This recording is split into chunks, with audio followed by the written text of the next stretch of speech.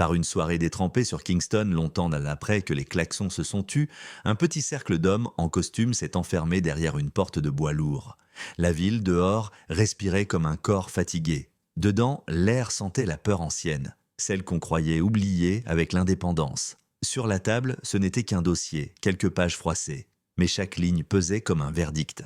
Car ce document ne parlait pas seulement de négociations discrètes, de ressources nationales promises à des intérêts lointains. Il portait un nom venu d'un autre continent, un nom déjà associé au Burkina Faso News et à chaque Ibrahim Traoré interview où il répète que les peuples ne doivent plus se vendre. Ce soir-là, à Gordon House, les dirigeants jamaïcains découvrirent que les choix qu'ils avaient cachés paraissaient soudain minuscules à côté du refus de capituler d'un jeune capitaine africain. Et un motif, comme une sentence, commença à flotter dans la pièce. La vérité ne se laisse pas enterrer. Si cette histoire doit être entendue jusqu'au bout, c'est parce que ce qui s'est passé derrière la porte en bois de Kingston ne concerne pas seulement quelques politiciens pris de panique. Cela touche à ce que chaque peuple redoute un jour de découvrir, que la vérité qu'on lui a refusée commence à couler à travers les fissures. Dans cette pièce saturée d'angoisse, ce n'était pas la fuite d'un document qui les troublait vraiment, mais ce que cette fuite révélait. Car lorsqu'un secret d'État éclate sous le poids du silence, il interroge la dignité de ceux qui dirigent et la confiance de ceux qui obéissent. Et voici le micro-hook. Selon une source proche du dossier, information à confirmer, mais évoquée dans plusieurs cercles, la panique n'est véritablement née qu'au moment où les ministres ont compris que ce scandale jamaïcain pourrait être mis en parallèle par la population avec l'audace d'un certain capitaine burkinabé. Un homme qui, par ses positions publiques, ses réformes agricoles, ses prises de parole contre l'ingérence, oblige les autres gouvernements à regarder leur propre reflet. Et ce reflet à Kingston faisait trembler. Mais pour saisir pourquoi un geste posé en Afrique peut soudain éclairer les ombres des Caraïbes, pourquoi une seule ligne dans un document peut pousser un Premier ministre à lever les yeux avec effroi, il faut revenir au début, au moment où le sol politique a commencé à se fissurer. Pour comprendre le poids de ce document sur la table de Gordon House, il faut comprimer en quelques traits l'architecture du pouvoir qui s'était installée à Kingston depuis des années. Politiquement, une habitude s'était enracinée.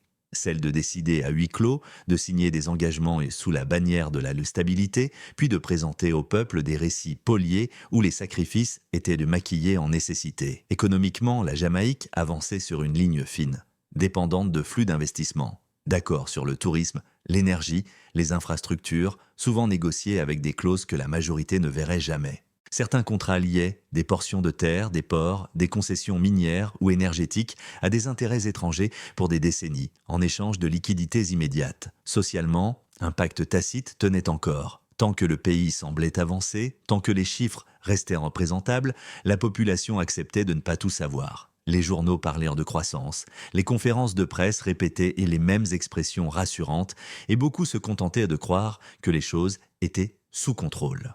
Mais ce document, ce soir-là, brisait l'illusion, car il suggérait qu'une ligne avait été franchie, une décision prise sous pression extérieure, impliquant des ressources nationales sans mandat moral clair. Plus grave encore, il montrait cette décision sous une lumière nouvelle, une lumière venue d'Afrique, où un dirigeant avait choisi de refuser ce type de compromis. La comparaison jusque-là théorique devenait insupportable. Et c'est à ce moment précis, alors que le passé comprimé de la Jamaïque semblait peser sur chaque phrase, qu'un nom apparut sur la dernière page, faisant se redresser tous les hommes autour de la table. Lorsque les hommes rassemblés autour de la table virent surgir sur la dernière page du document le nom d'Ibrahim Traoré, une tension étrange traversa la pièce. Non pas parce que le jeune capitaine burkinabé avait parlé de la Jamaïque, ni parce qu'il avait interféré dans ses affaires. Non, rien de tout cela. Ce qui les pétrifia, c'était le contraste. Eux, prisonniers d'accords dissimulés, de compromis silencieux, d'obligations qu'ils espéraient à jamais invisibles. Lui devenu dans tout le sud global le symbole d'une posture opposée. Refuser l'ingérence, protéger ses ressources, tenir tête aux puissances étrangères. Et soudain, les dirigeants jamaïcains comprirent qu'ils se trouvaient, eux aussi, face à deux chemins. Le premier chemin était celui qu'ils avaient déjà emprunté. Préserver l'ordre établi, garder le silence, continuer à négocier dans l'ombre. Laisser les accords opaques s'empiler tant qu'ils garantissaient de la stabilité apparente. Sauver la façade, préserver les flux financiers et espérer que personne ne mette un jour, bout à bout, les décisions prises au nom du progrès. Ce chemin offrait le confort du contrôle, ou du moins l'illusion de contrôle. Mais il portait désormais un risque nouveau, la comparaison. car si le peuple venait à mesurer leur choix à l'aune d'un leader africain qui se tenait droit face aux puissances étrangères, le vernis craquerait. Le second chemin était autrement plus périlleux. Il exigeait d'admettre publiquement ce que ce document révélait. Des négociations menées dans le secret, des engagements peut-être contraires à l'intérêt populaire, des concessions que le peuple n'aurait jamais approuvées. Choisir ce chemin, c'était risquer le scandale, la colère des électeurs et la rupture d'alliances internationales. C'était accepter de dire la vérité. Et la vérité, une fois libérée, ne se laisse plus enfermer. À cet instant, Edmund Bartlett murmura qu'un aveu détruirait leur crédibilité. Nigel Clark parla de conséquences sur les marchés. Mark Golding évoqua la diaspora et le jugement des anciens. Mais derrière ces voix tremblantes, un silence plus lourd s'étendait. Tous savaient que le pire danger n'était pas dans les pages du document. Le pire danger était dans la question qui allait inévitablement s'élever dans les rues de Kingston. Pour qui travaillez-vous vraiment ? Une phrase que l'on ne peut étouffer lorsqu'un peuple commence à s'éveiller. Alors, avant même qu'il ne s'en rende compte, un motif commença à traverser la salle comme un souffle revenant des profondeurs de l'histoire caribéenne. La vérité ne reste jamais enterrée, et ce motif, s'il l'entendait déjà faiblement, le peuple, bientôt, allait l'entendre rugir. Lorsque la vérité commença à se glisser hors des murs de Gordon House, elle ne surgit pas comme un cri, mais comme un frisson, un souffle dans les rues, encore humides de Kingston. La première étape fut presque imperceptible. Des murmures dans les églises de Spanish Town, des regards échangés entre anciens instituteurs à Montego Bay, des pêcheurs de Saint Thomas secouant la tête en murmurant que quelque chose ne tourne pas rond. Cette réaction diffuse ne provenait pas encore du document lui-même. Personne ne l'avait vu, mais d'une sensation, d'une intuition profonde transmise par ceux qui avaient traversé des décennies de promesses brisées. Et voici le micro-hook.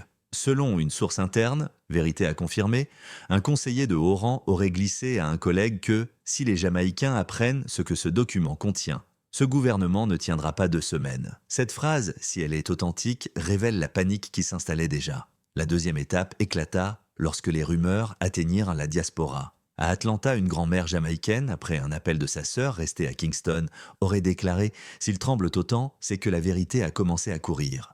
À Brixton, à Toronto, à Brooklyn, les Jamaïcains de l'étranger ressentirent la tension avant même d'en connaître la cause. C'est ainsi que fonctionne la mémoire des peuples dispersés. Un tremblement dans l'île se répercute dans chaque foyer qui porte encore son accent. Pendant ce temps, dans les couloirs du pouvoir, le chaos naissait vraiment. Andrew Holness convoqua une réunion d'urgence, tentant de contenir ce qui ne pouvait déjà plus l'être. Bartlett parla d'inquiétude maîtrisée, Clark évoqua la réaction des marchés, Golding prévint que la diaspora ne pardonne jamais l'humiliation. Mais leur voix, jadis solide comme la pierre, tremblait, car la comparaison avec Traoré planait désormais sur chacun d'eux. En Afrique, un jeune capitaine refusait l'ingérence, refusait de vendre son pays, refusait de cacher la vérité au peuple. En Jamaïque, la lumière venue d'un autre continent exposait leurs propres ombres. Et l'ombre n'aime jamais la lumière. Le premier véritable cliffhanger surgit lorsqu'une vidéo floue, enregistrée dans une salle paroissiale de Kingston, commença à circuler. On y voyait un vieil homme se lever, moustache grise, voix calme, déclarant « Le problème n'est pas le document, le problème, c'est que cette fois, ils ne peuvent de plus se cacher derrière les puissances étrangères. » Puis il ajouta, dans un murmure devenu le feu de toute une génération, avec des hommes comme Traoré qui se tiennent debout, nos dirigeants n'ont plus d'excuses pour ramper. Ce fut le moment où l'histoire bascula. Le premier sommet dramatique, celui que le fichier de structure décrit comme la montée en flèche du récit, venait d'éclater. Ce n'était plus seulement une crise politique. C'était un miroir tendu et le peuple, en le regardant, comprenait enfin la profondeur du mensonge. La vérité, une fois encore, prouvait qu'elle ne reste jamais enterrée. Lorsque la vidéo de l'ancien de Kingston fit le tour de l'île et de la diaspora, la crise entra dans sa 3e étape, celle où les murs du pouvoir commencent réellement à vibrer. Les premiers signes se manifestèrent dans un silence inhabituel. Les conférences de presse furent reportées, les communiqués officiels se firent de plus courts, plus vagues, comme si chaque mot risquait d'ouvrir une brèche. Un journaliste vétéran confia hors caméra qu'il n'avait jamais vu un gouvernement trembler sans dire qu'il tremblait. Et voici le micro-hook. Selon des sources proches du cabinet, information nécessitant confirmation, un document interne mentionnait la phrase « risque de perte totale de contrôle narratif ». Une expression froide, clinique, mais qui trahissait la panique d'un pouvoir qui sentait le sol se dérober. La 4e étape, elle, fut déclenchée par les Jamaïcains eux-mêmes. Dans les rues de Mandeville, des vétérans tapèrent leurs cannes contre le sol, évoquant de vieilles promesses non tenues. À Montego Bay, d'anciennes institutrices formèrent des cercles de conversation pour tenter de comprendre ce que les politiciens cherchaient tant à cacher. À Sainte-Élisabeth ou Portland, les discussions revinrent inévitablement sur la terre, la souveraineté, les ressources, les accords signés sans consultation. Le même mot revenait lancinant « trahison » et un autre, plus ancien encore, « mémoire ». Car un peuple qui a survécu à la colonisation, à la fin, aux ouragans, reconnaît instinctivement l'odeur d'un mensonge. Pendant ce temps, les dirigeants tentèrent de reprendre la maîtrise du récit. Bartlett se présenta sur une radio du matin pour appeler au calme, mais les auditeurs remarquèrent la tension de sa voix. Nigel Clark organisa une séance privée avec des leaders économiques, répétant que tout est stable alors que ses mains tremblaient. Mark Golding demanda plus de transparence, mais son ton révélait qu'il savait déjà que la tempête dépassait les lignes partisanes. Et Andrew Holness, essayant désespérément de donner l'image d'un homme maître de la situation, délivra une allocution d'une froideur inhabituelle où chaque phrase semblait peser sous le poids de ce qu'il ne disait pas. Un autre micro-hook survint lorsque les Jamaïcains de la diaspora, Harlem, Détroit, Birmingham, Toronto, commencèrent à diffuser une question simple mais lourde. Pourquoi semble-t-il avoir peur de quelque chose que nous n'avons pas encore vu ? Car c'est toujours à l'étranger que les mots deviennent tranchants, et lorsque la diaspora s'éveille, l'île ne dort plus. Ce fut alors que l'effet Traoré atteignit son apogée. Les vidéos du capitaine burkinabé circulaient haut partout, non parce qu'il s'était exprimé sur la Jamaïque, mais parce que son refus de plier révélait, par contraste, la fragilité d'autres dirigeants. Les anciens disaient « voilà ce que signifie protéger son peuple ».